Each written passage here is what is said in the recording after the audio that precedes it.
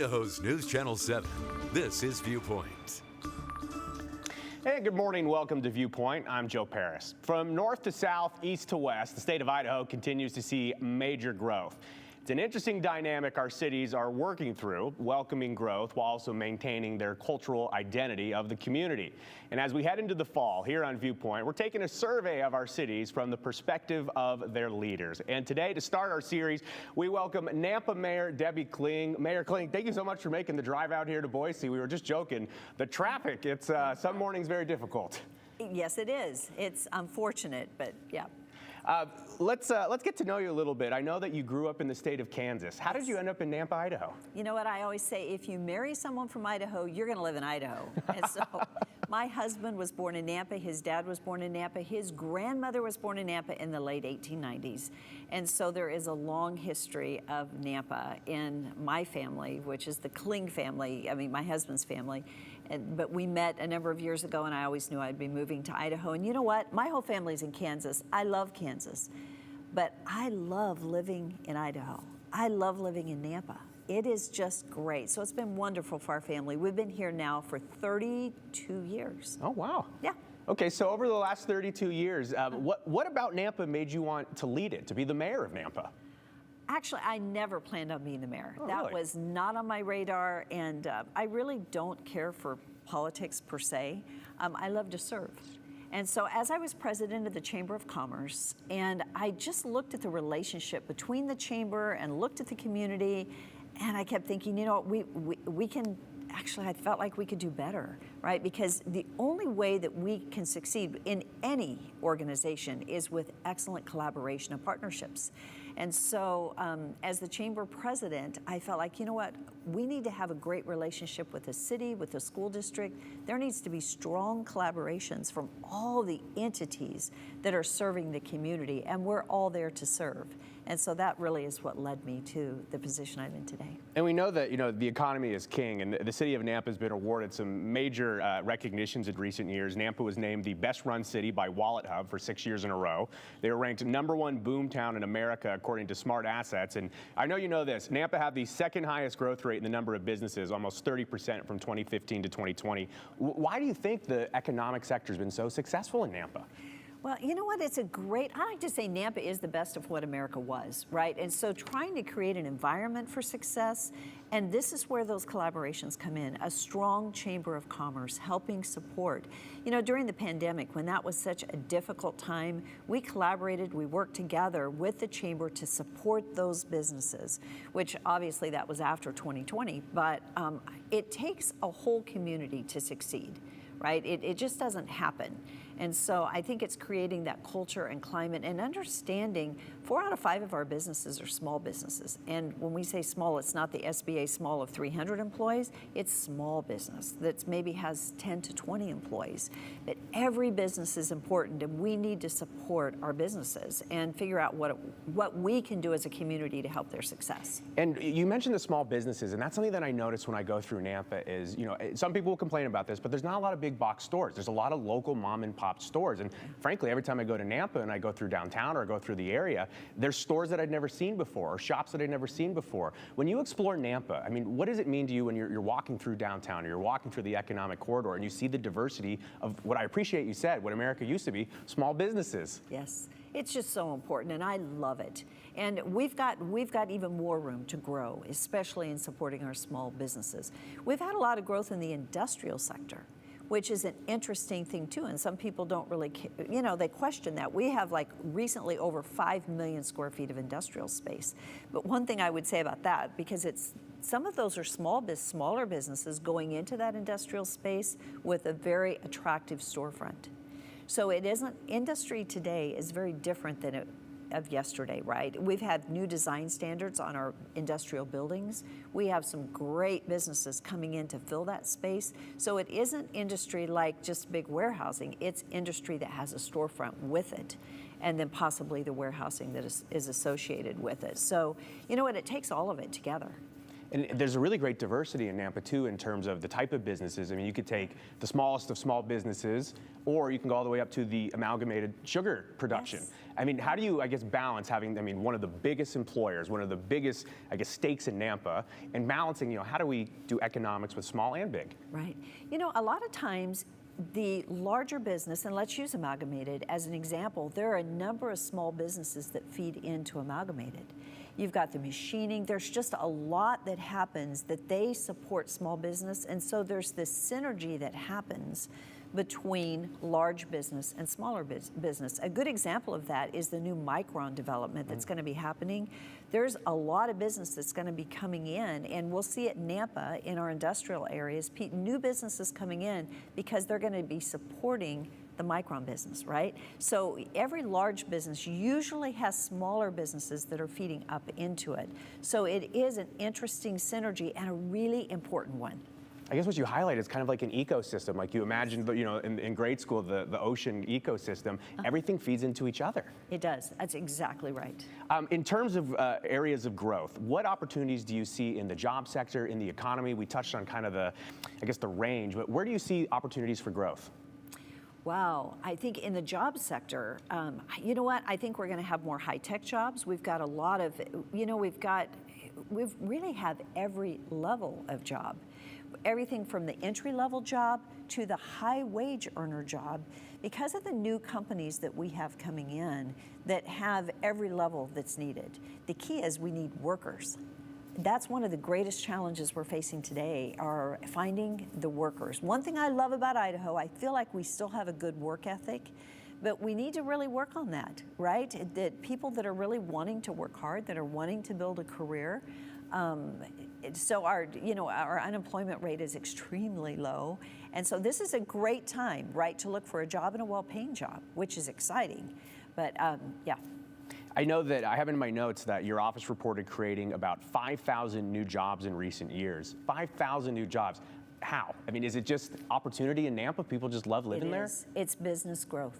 It is. It's business growth. As you know, we were talking a little earlier about the growth in agriculture, right? I love agriculture. I grew up in the country, spent my whole life in the country, really until running for mayor, where I had to move in town.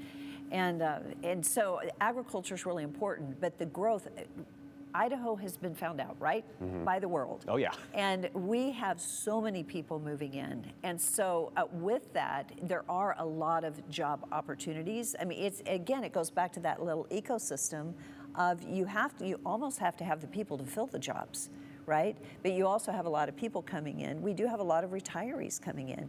We also have young families coming in. And so having the right mix really in our residential makeup to help support the job sector and the business growth that we have, we're always looking at that and trying to figure out. In fact, we're doing a study right now related to housing and looking at all the major companies, the jobs that we have, the wages that they make, and do we have the housing to support them?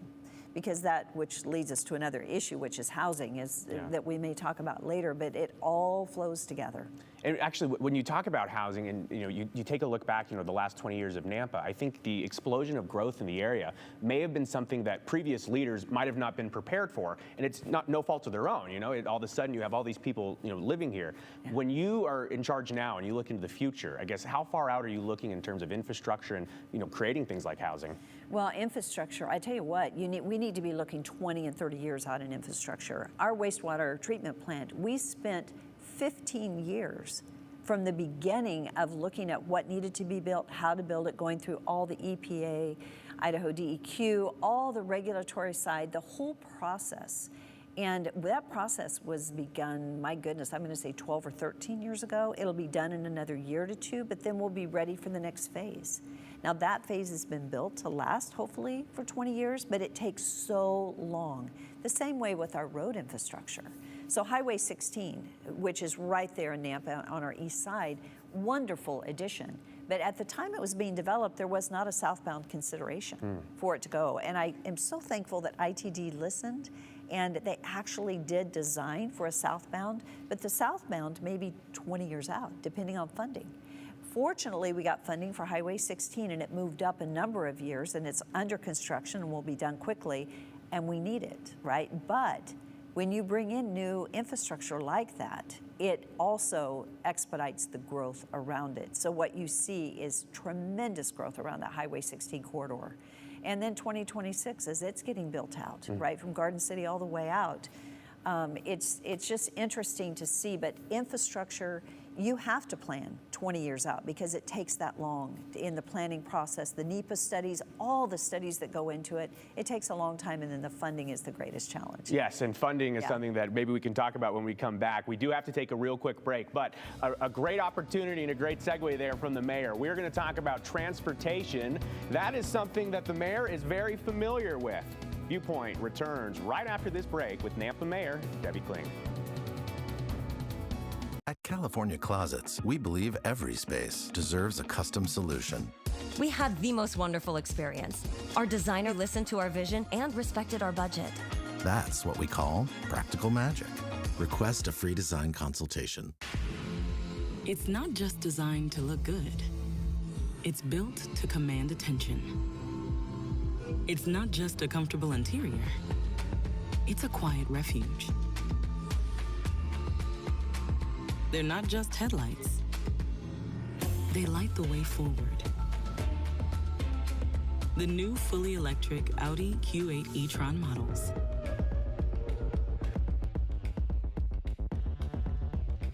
So, DirecTV fumbled your Sunday football? Time to scoop and score with Dish. Save money and get better TV with more football from A+ Satellite, your Dish premier local retailer. Enjoy all your games in one place on one remote control with YouTube and Prime built in. Plus, for a limited time, get a $300 prepaid card when you switch from DirecTV to Dish. A+ Satellite offers local customer service for a hassle-free switch. Call A+ Satellite today or visit our showroom at Fairview and Eagle behind Krispy Kreme. Thanks to Les Schwab Tires, I'm a confident backseat driver, but Mom's a little stressed about spending. Remember, deep breaths and watch your speed. Even though we're watching our wallets, Les Schwab is still watching out for our safety. So turn here. Hurry in and save up to $200 on a set of 4 tires, plus get an extra $50 off with financing. Les Schwab Tires. Celebrating Idaho storytelling for 70 years. This is KTVB, Idaho's News Channel 7. Hungry Root is here. I'm gonna open the box, and my refrigerator is packed.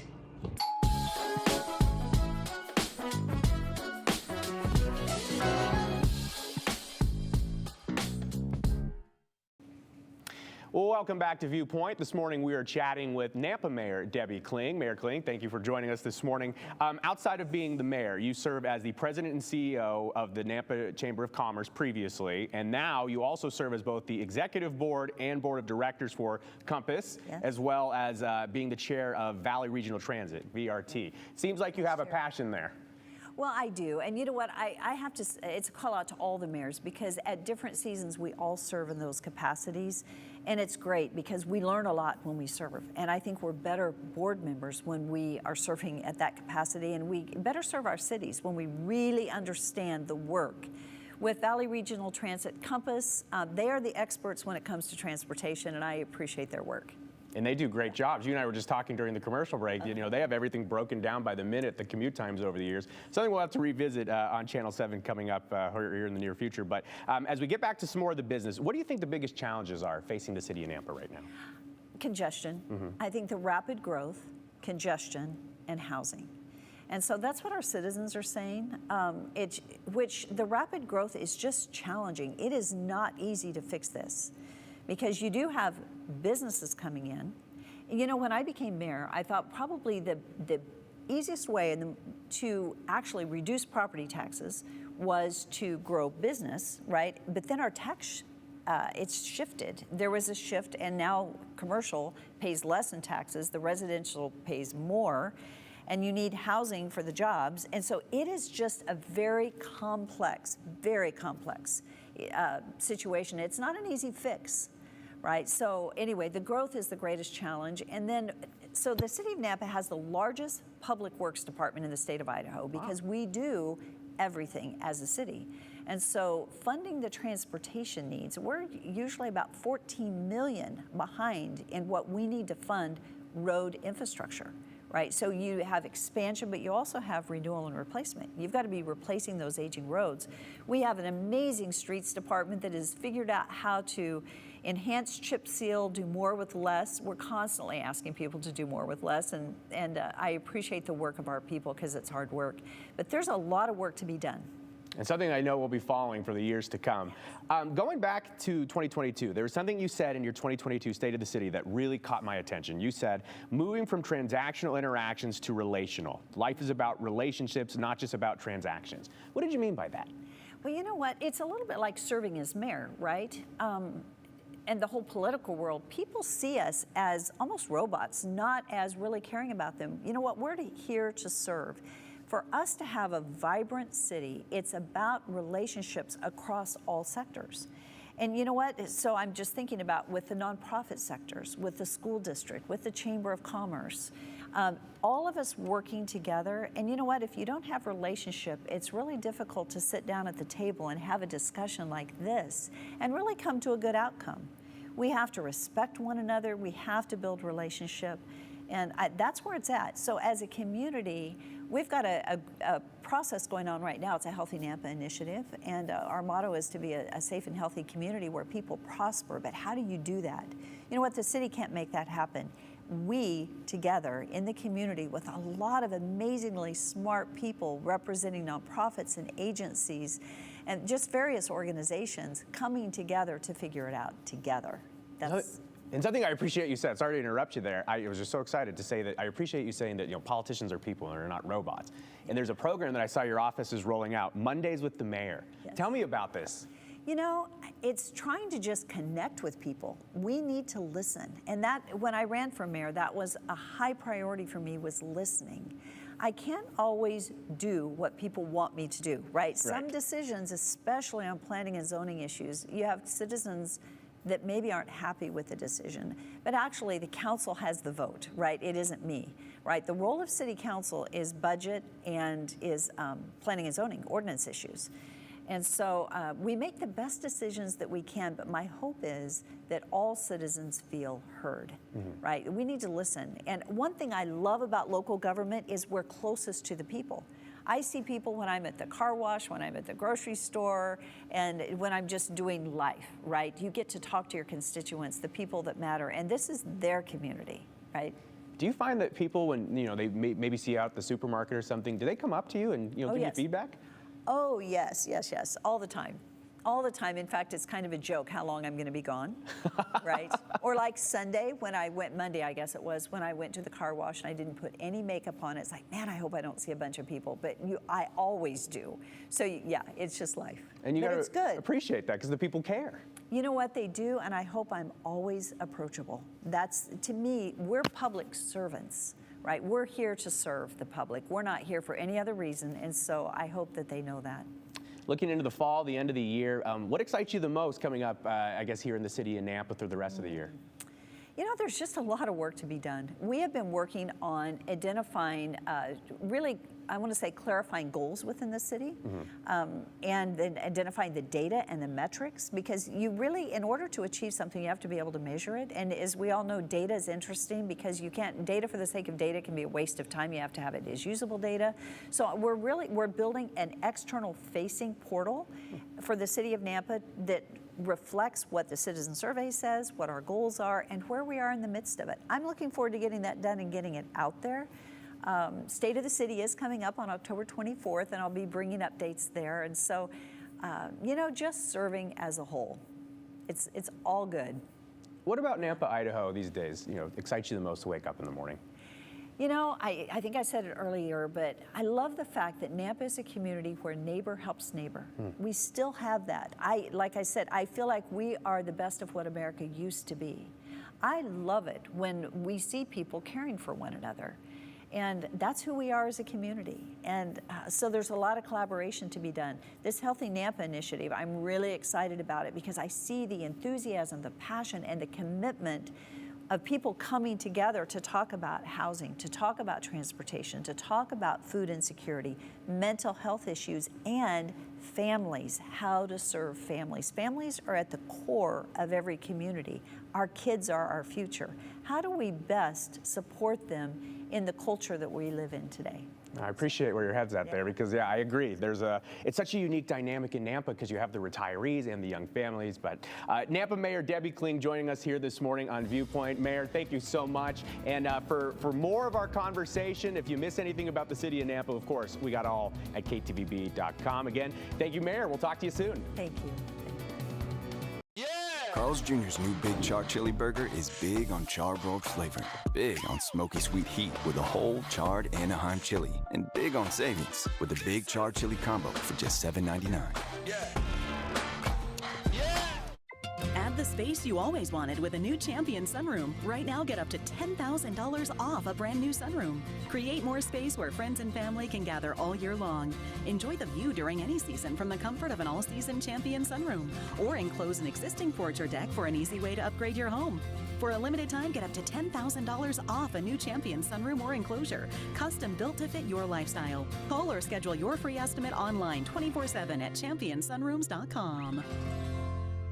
Dear Exit Strategy, all your pieces are in place. A tranquil lake, a serene sky, an emerald forest, a secret hideout. Thanks for being there just when I need you most. Always Toyota SUVs. Every new Toyota comes with Toyota Care, our no-cost maintenance plan with roadside assistance. Visit your local Toyota dealer to learn more. Reserve yours at toyota.com. Toyota. Let's go places. Doesn't really matter who you are, where you live. You have to any family. People reach a crisis moment and they don't see any other way out. Suicide is the fourth leading cause of death for people ages 25 to 34. Hi, I'm Senator Ron Wyden. We can all play a role in preventing suicide. If you or a loved one is experiencing a mental health challenge, call or text 988 today. This message brought to you by the National Association of Broadcasters and this station. When Carl's Jr. plays with fire and a big charbroiled burger, spicy pepper jack cheese, Santa Fe sauce, and a whole charred Anaheim chili, you get the new smoky sweet Carl's Jr. Big Char Chili Burger. Final word for you on Viewpoint here in our final segment, and it's about a very serious issue in our valley. In recent years, Idaho has seen an increase in cases of human trafficking. From 2021 to 2022, the state of Idaho saw a 271% increase in human trafficking. It's according to data from Idaho's Uniform Crime Report. A 2021 National Human Trafficking Hotline report from Idaho shows that sex trafficking is the most prevalent, accounting for 78% of all trafficking cases. And I can sit here and cite statistics for you all morning, but to cut through this to you, let me give you the bottom line. Trafficking is happening here in our Treasure Valley, our community, period. And these are fierce organizations out there in our area that are working around the clock to help those in need. I want to introduce you to one of them. It's an uncomfortable reality. Human trafficking happens on a daily basis right here in the Treasure Valley. It's not an international issue with us. 90% of the women that we house are native Idahoans. It's in our state, it's in our community, it's in our town, it's in our schools. Paula Barthelmess is the crisis director and founder of Idaho Community Outreach Behavioral Services, or COBS. It's a group that works closely with survivors of trafficking here in the Treasure Valley. To see them progress and to see them stumble and fall, because they all stumble and fall. We all do, right? Every single day we all have our different challenges in life, and just for the team to wrap around and love them and teach them that they are worthy and they are worth saving. Women like Lindsay say that Paula and Idaho COBS has helped make all the difference. She just put me under her wing, gave me shelter and food and a place to sleep, you know, and not be scared. I was homeless and had nowhere to go, and I ended up in a trap house, and I didn't know what was going on. I didn't realize that I was being trafficked until I met Paula, and she explained to me what happened to me. Lindsay, like many other trafficking survivors, didn't realize the situation she was in, a situation right here in Canyon County. I didn't even know it was a trap house. I went there because I had nowhere else to go, and it was strange, like right off the bat. Like, just wasn't a comfortable feeling. Like I knew something was up, but I just wasn't sure until they started asking me to do things. I realized it when they posted like a picture of me that they had me pose for, and they had a guy come to the house. That's when I realized. I couldn't reach out for help. I didn't have a phone. They took the keys to my car, so there was no way of reaching out for help. Through a series of events, Lindsay did find help in a desperate situation.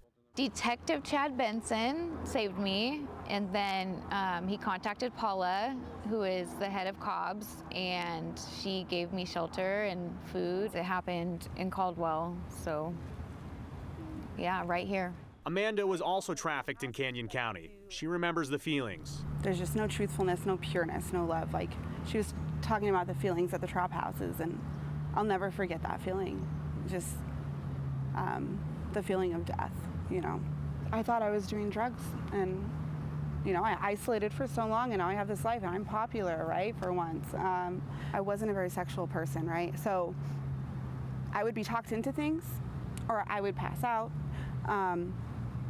I have whole lapses of memory, you know, but I would get freaked out, you know. So that did happen. It just wasn't, I literally wasn't aware.